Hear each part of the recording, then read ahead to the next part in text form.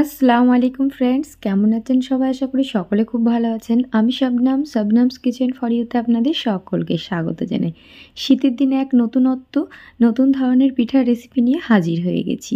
তা আজ আমি প্রিন্টেড জালিদার পাটিসাপটা পিঠার রেসিপি আপনাদের সাথে শেয়ার করব।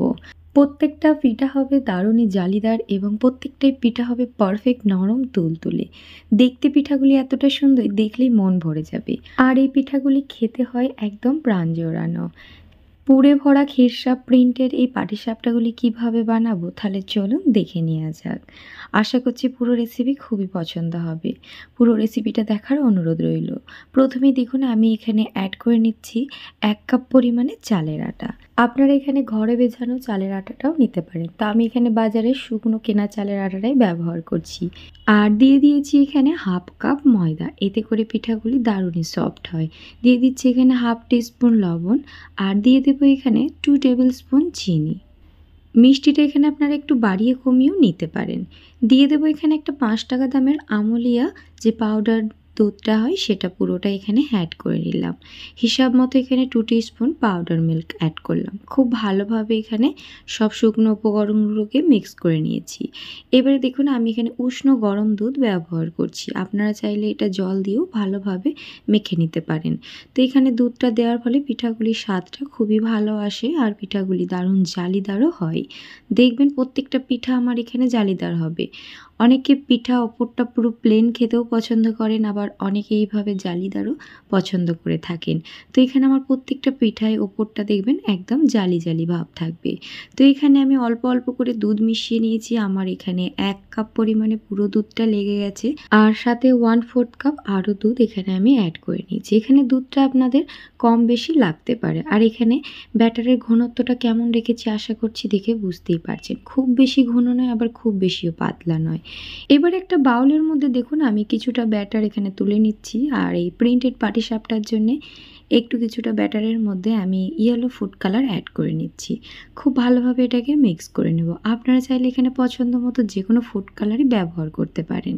তো খুব ভালোভাবে এটা মিশিয়ে নিচ্ছি, আর দেখুন কালারটা কতটা সুন্দর এসে গেছে। এবার এগুলোকে একটু সাইডে রেখে দিচ্ছি। এখানে আমাদের ক্ষীরসা পুরটাকে রেডি করে নিতে হবে। তো চলুন দেখে নিই কীভাবে মজাদার এই ক্ষীরসাটা আমি বানাবো। এখানে আমি একটা কড়ার মধ্যে 1 কাপ পরিমাণে দুধ নিয়ে নিয়েছি, আর দুধটা আমার আগে থেকেই জাল করা আছে। এখানে দুধটা যখন একটু গরম হয়ে গেছে আমি এখানে 1/2 কাপ পরিমাণে অ্যাড করে নিচ্ছি পাউডার মিল্ক।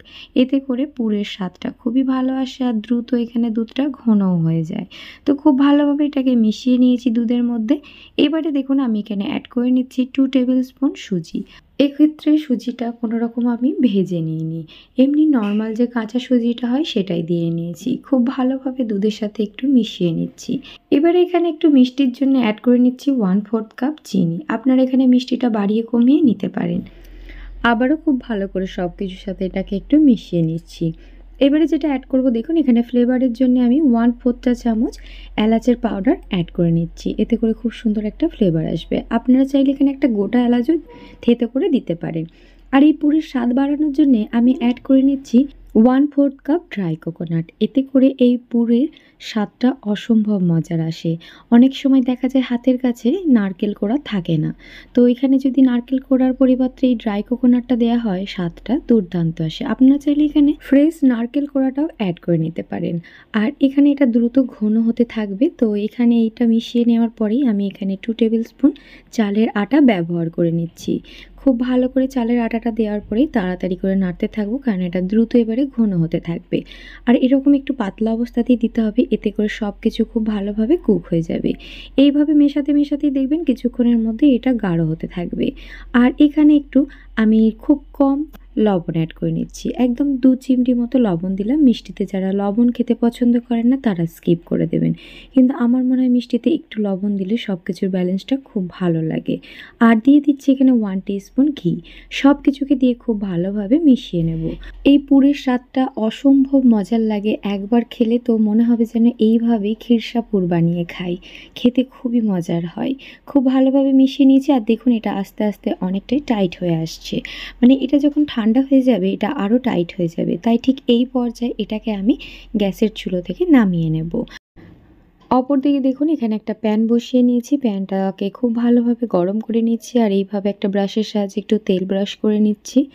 প্যানটা খুব ভালোভাবে গরম হয়ে গেছে। এবারে দেখুন এই ধরনের একটা বোতলের মধ্যে কালারিং যে ব্যাটারটাকে রেডি করে রেখেছিলাম সেটাকে প্যানের চারিদিকে এইভাবে জিলিপির প্যাঁচের মতো ঘোরাতে থাকবো। আর এটা খুব সহজেই কিন্তু তাড়াতাড়ি শোকাতেও থাকবে। আপনারা চাইলে এটা একটা প্লাস্টিক বা পাইপিং ব্যাগের মধ্যেও ছোট্ট ফুটো করে নিতে পারেন এবং এইভাবে একইভাবে একই কাজটা করে নিতে পারেন। তো আমি এখানে যেহেতু জালিদার পিঠা বানাচ্ছি তার জন্য আমার একটু মোটা ধরনেরই দরকার ছিল, তাই আমি এই ধরনের বোতলে এই ব্যাটারটাকে দিয়ে জিলিপির প্যাঁচের মতো করে নিলাম। ওপরটা মোটামুটি শুকিয়ে এসেছে, তো ঠিক এই পর্যায়ে আমি 1 চামচ এখানে ব্যাটারটা অ্যাড করে নিচ্ছি। ব্যাটারটাকে দিয়ে চারিদিকে একটু ঘুরিয়ে ঘাড়িয়ে নেব আর দেখবেন কিছুক্ষণের মধ্যে ওপরটা তাড়াতাড়ি ড্রাই হয়ে আসবে। যেহেতু এখানে চালের আটা দেওয়া আছে বা চালের গুঁড়ি যেটাকে বলে সেটা দেওয়া আছে, তার জন্য খুব তাড়াতাড়ি ওপরটা ড্রাই হয়ে যাবে। খুব ভালো করে দেখুন এটা শুকিয়ে যাওয়ার পরে আমি ওপর থেকে যে খিরসাটা রেডি করে রেখেছিলাম এখানে পুরটাকে দিয়ে নিয়েছি। আর পুরটা দেখে বুঝতে পারছেন অনেকটাই টাইট হয়ে গেছে। এবারে এইভাবে একটা স্প্যাচুলার সাহায্যে এটাকে উল্টে রাউন্ড করে নিচ্ছে আর দেখুন কতটা সুন্দর ওপরটা জালিদার এবং প্রিন্টেড হয়েছে। দেখলেই মন যেন ভরে যাবে। এইভাবে এটাকে করে আমি তুলে নিচ্ছি। ঠিক একইভাবে আবারও একটা আপনাদের সুবিধার্থে দেখাচ্ছি দেখুন।